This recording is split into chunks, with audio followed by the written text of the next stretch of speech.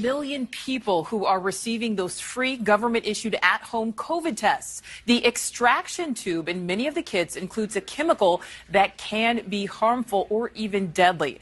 It's colorless, tasteless, odorless. It's a powder that's found in things like airbags and pest control solutions.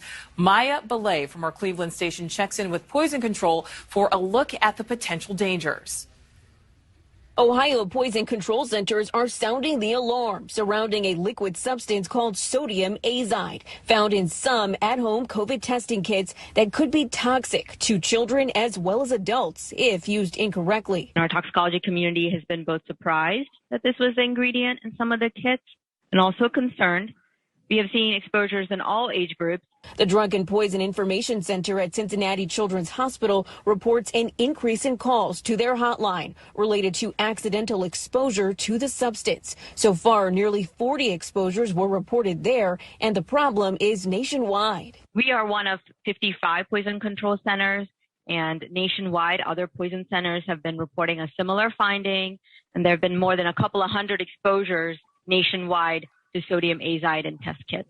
Doctors advise parents to keep the kids out of reach of children, and when testing children for COVID at home, to make sure they are supervised in order to avoid any adverse side effects from exposure. Sodium azide can be toxic to humans, to animals, and things that it can cause that we would want to look out for would be like low blood pressure, weakness, fatigue, people passing out.